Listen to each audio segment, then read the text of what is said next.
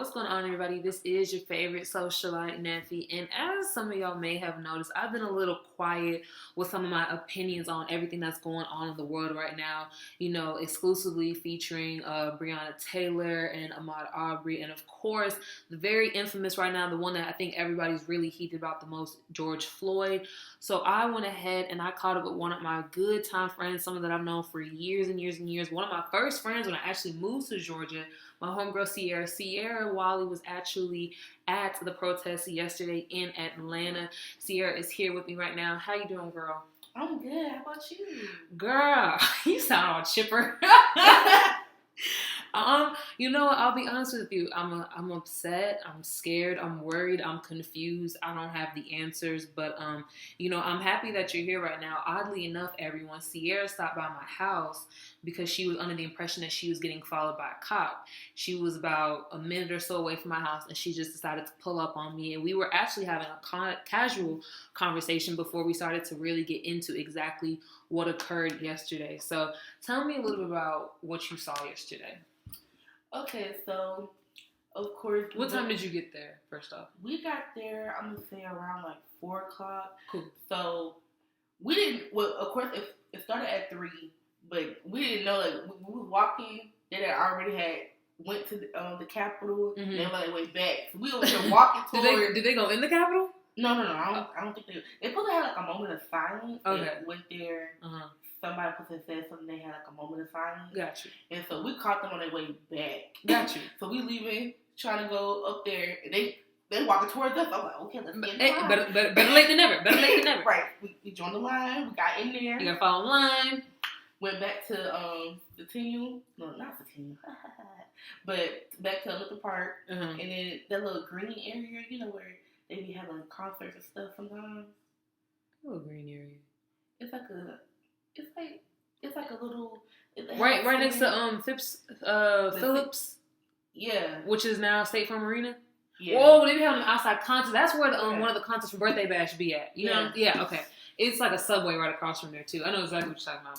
So yeah, we was right there. So people were talking, speaking from the heart. You could really hear like in their voice like how sincere and like how passionate that they were.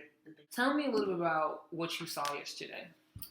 Okay, so of course. What time did you get there, first off? We got there, I'm gonna say around like 4 o'clock. Cool. So we didn't. Well, of course, it started at 3, but we didn't know. Like we were walking, they already had went to the Capitol. Mm-hmm. They were on their way back. So we were walking toward. Did they go in the Capitol? No. And so we caught them on their way back. Got you. So we leaving, trying to go up there, and they walking towards us. I'm like, okay, let's get in the line.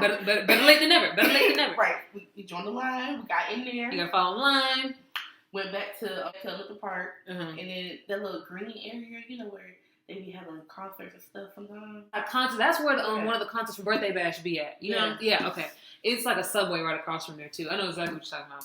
So yeah, we was right there. So people were talking, speaking from the heart. You could really hear like in their voice like how sincere and like how passionate that they were. It was like a moment of silence. It was like we did like 72 seconds for the moment of silence. And I think they said the reason why they did 72 seconds because that's how many days it took to prosecute the people in Brunswick. Mm-hmm. That's how long it took them to finally charge those people for what they did. But it's funny that you mentioned that because I don't even know if everyone is aware, but he's been placed on bail, a $500,000 bail. His wife has officially filed for divorce after 10 years, and I guess that makes me feel better, but I'm still like, what about the other thousands of cops that are still doing the same thing?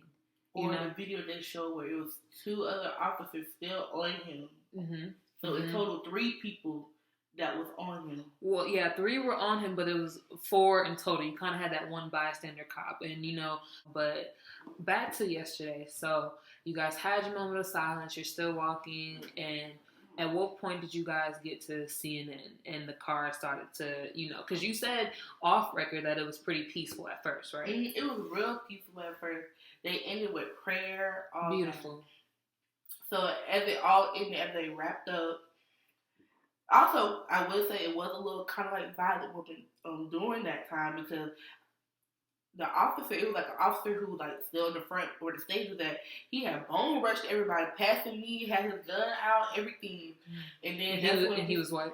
And then that's when we started hearing commotion. People started running towards the action, and then we started hearing like I'm gonna say like little shots, but it was like it was tear gas. That's what we later found out. And then they started running towards us, so we started running, thinking, okay, what's going on? Right. And so basically that's when they were like, you guys don't run, you supposed to stay in here, you supposed to stay in here, stand up. I was like, okay, I'll stand up, I'm staying. Because I was running too. So, she said I was out, I was doing the dash. The long dash.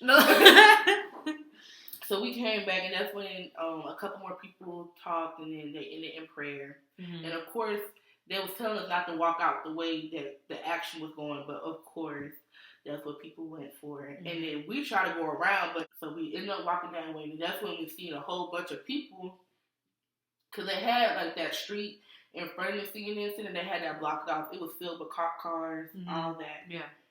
And so, right in front of that ramp? Yeah. Yeah, I know what you're talking about. Yeah, they had it blocked off, so we had went over there.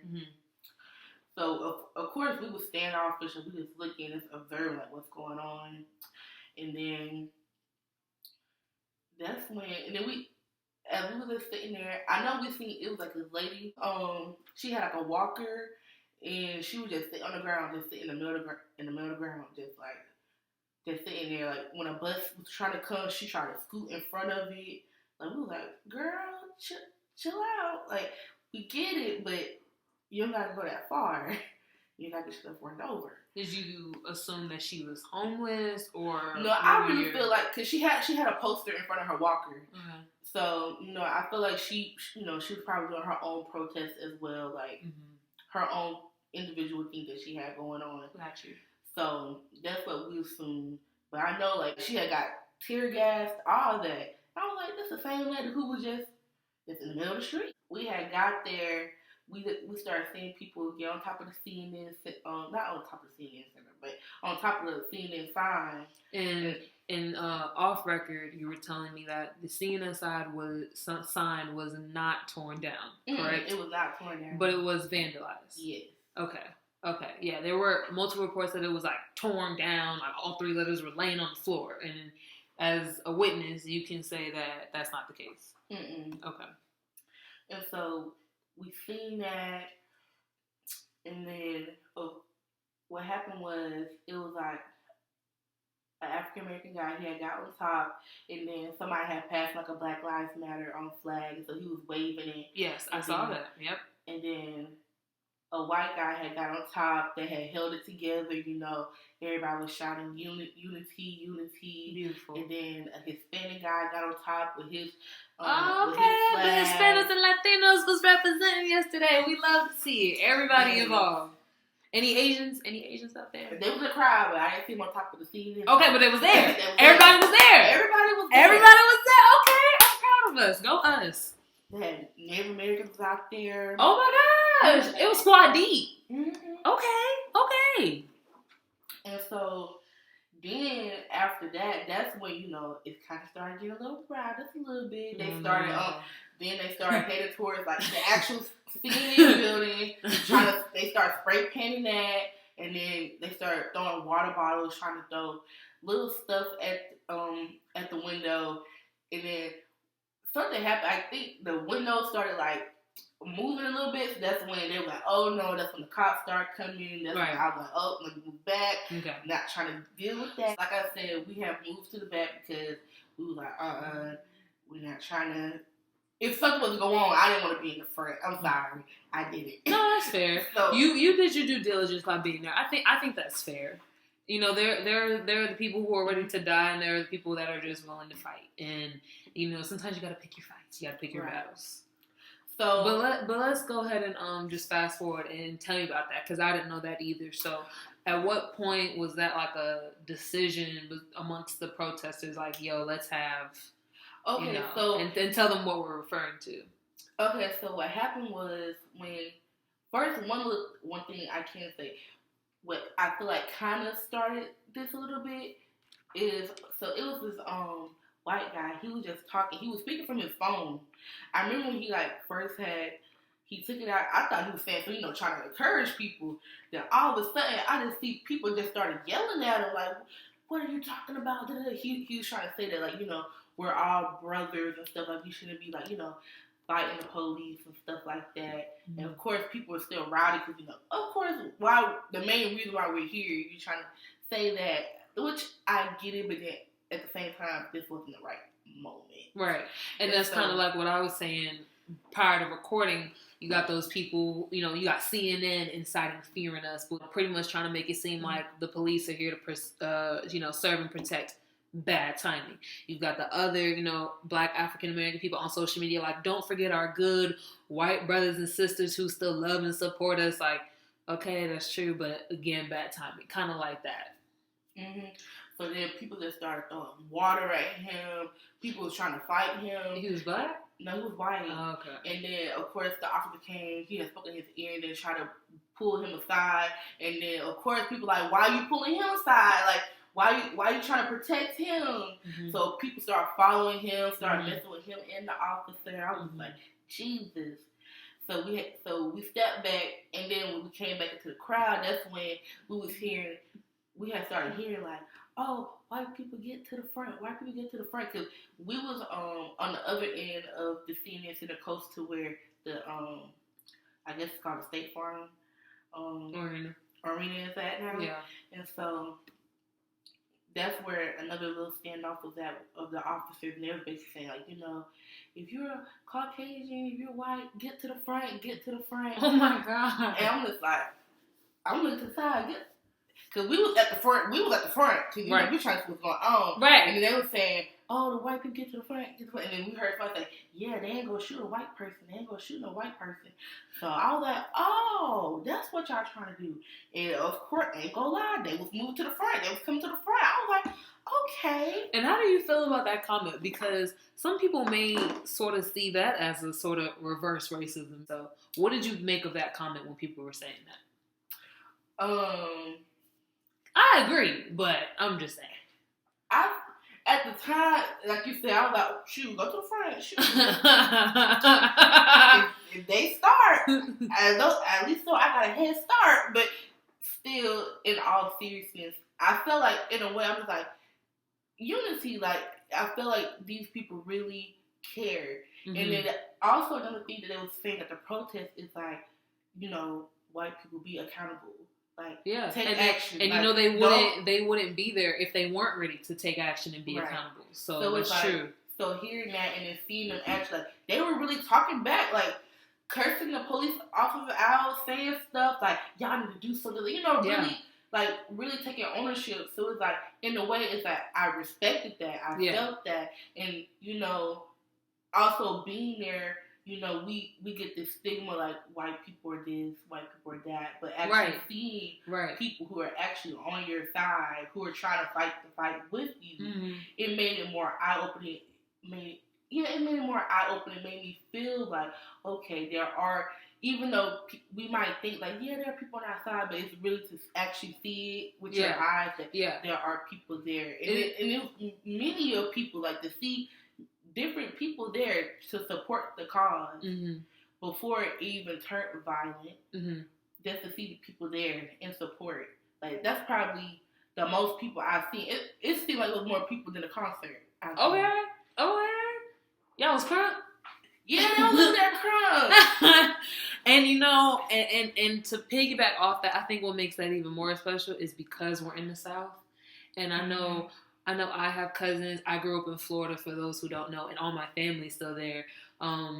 So I have cousins who are afraid to go to Mississippi and Alabama under the impression that something like what has happened to all of our fallen brothers and sisters is going to happen to them because they have a more racist stigma. You know what I'm saying? And so I think that because of what you saw yesterday in Georgia, in Atlanta, I think that definitely speaks volumes as to where we're trying to go. And I think it also says a lot to the people who may be under the impression that we haven't made any progress. they showed up and they showed out. And I think that's a real beautiful testimony as to what we're really, really working towards for not just now, but for generations to come. So we're going to switch gears here and let's talk about when it did get violent, just past spray painting, the CNN sign and stuff like that. So the looting. What do you know about the looting? What did you see? And I know you talked about Lennox, so we can talk about Lennox. Just tell me what you know and what you experienced, what you witnessed. So I wasn't really there. I've really seen that part on what the Shade Room and what the news showed me. Mm-hmm. So, but also, like I was telling you earlier, I did hear on Twitter, like, people were making jokes, like, we go hit up Lennox at 11 o'clock. Oh, no. If y'all really go to Lennox, hit me up so I can tell you my shoe size. Oh my gosh. So just people, like some, y'all know. Just like some, so y'all people was plotting on this, and I feel like that's why police presence was there. Police presence was there because people were saying it on social media, because that's how even the protest was even, circulated through social media. Right. Which is one of the many benefits of having social media. But like I was telling you prior, it's just temporary, man. It's real temporary, and we gotta find our outlets that are going to help us in the long run, not just for right now, because not right now only lasts, but for so long. And what about Phipps?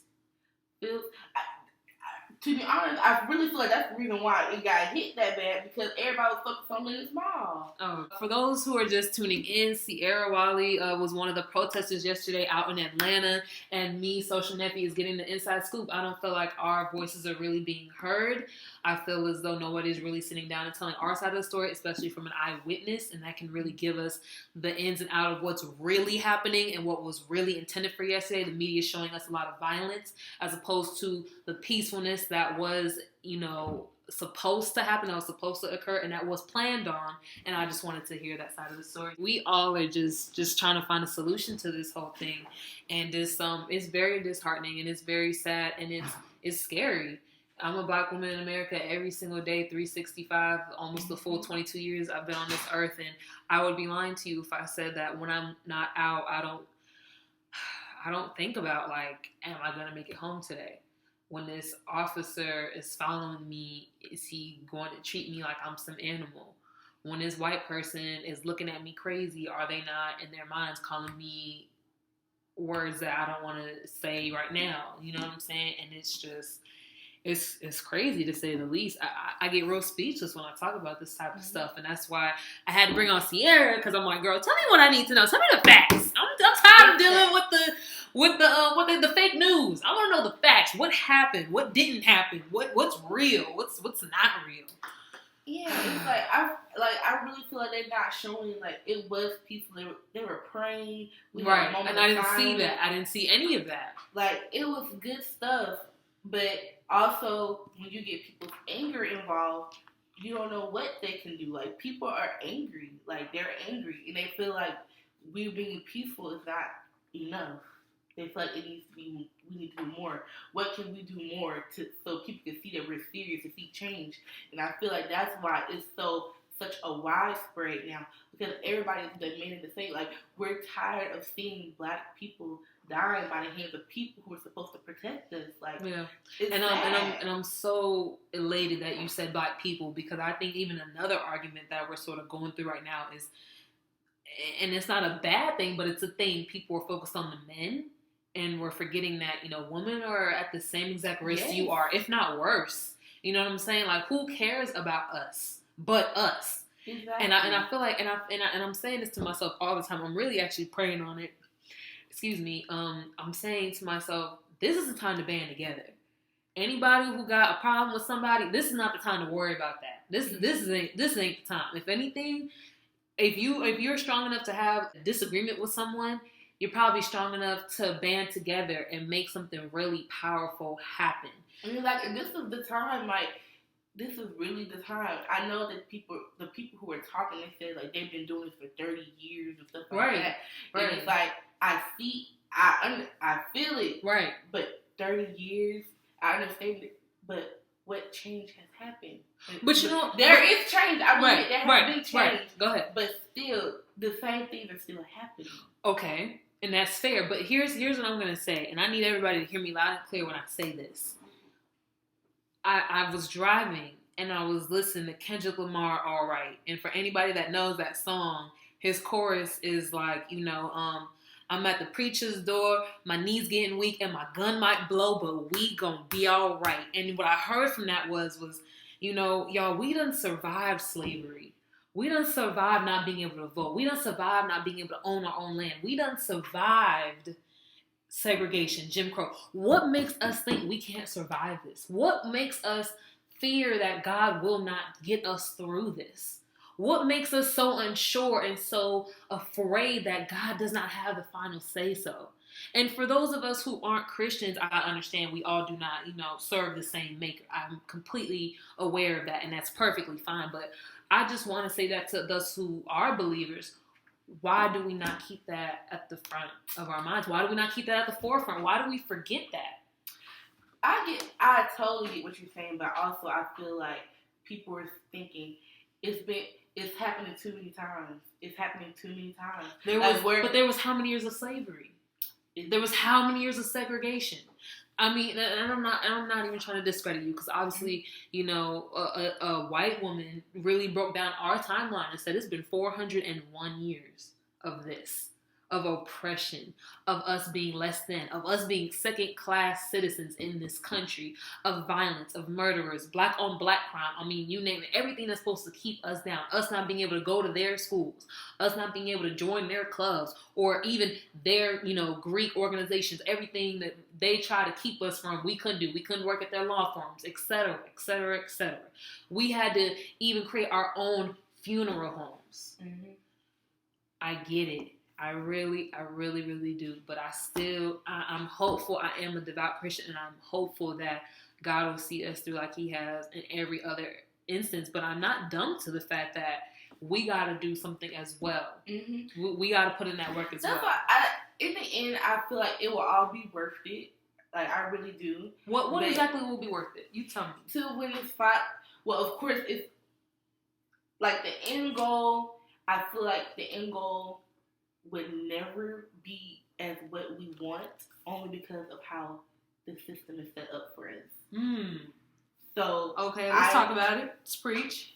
So it's like, I'm trying to get my words together. Mm-hmm. So it's like we're trying. I feel like right now it's like we're trying to start that change. Like we're trying to show you like this system is not right. The system is corrupt. Exactly. It's not for us. It's not. It's not.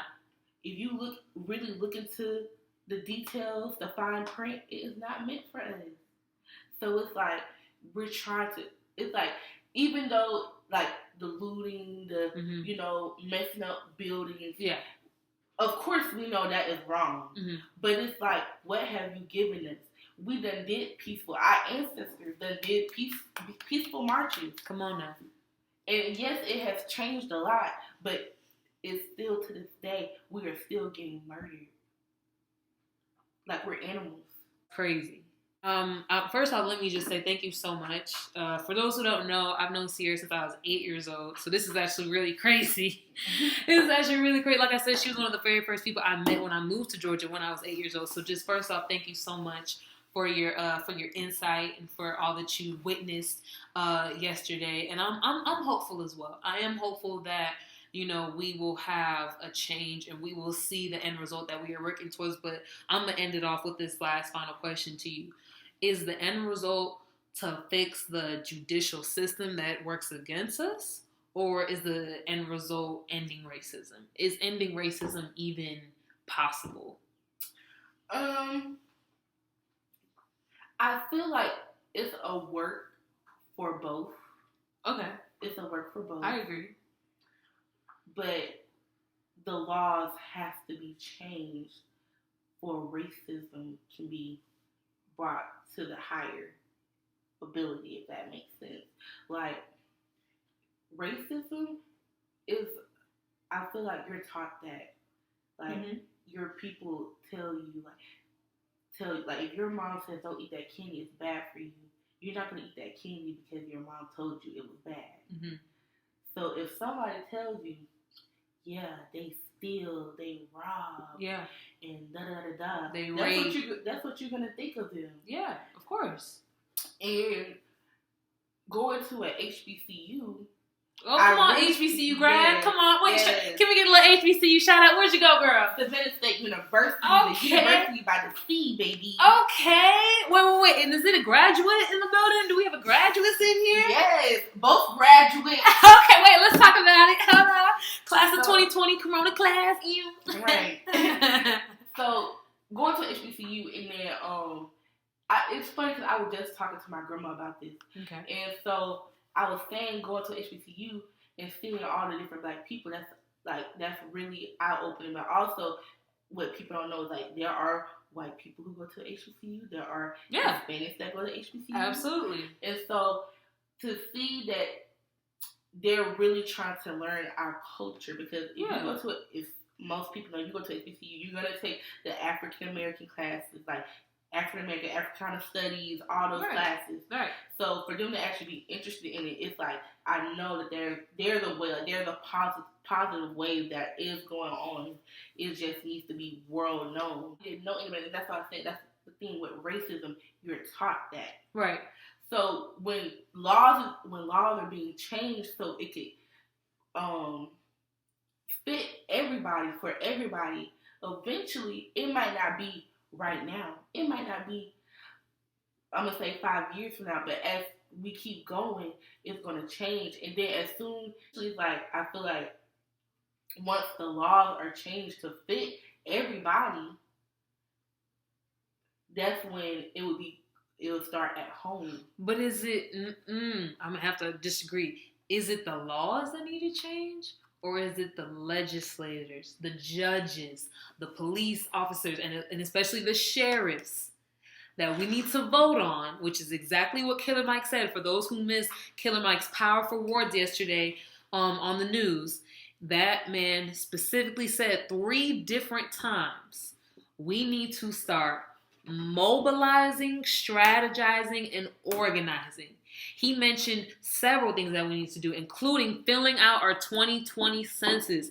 For those of y'all, I'm going to plug it in real quick. For those of y'all who haven't seen the Trap Music Museum Census 2020 campaign, y'all check that out, starring your girl, So Snappy. Because you got to fill out that census. But he mentioned we got to fill out our census and we got to go out and vote. We were talking about this off the record. June 9th, we have our local elections coming up. Please go out and vote. Please go out and vote. Please go out and vote. It's not a joke. It's not a game. That's another thing that he mentioned doing.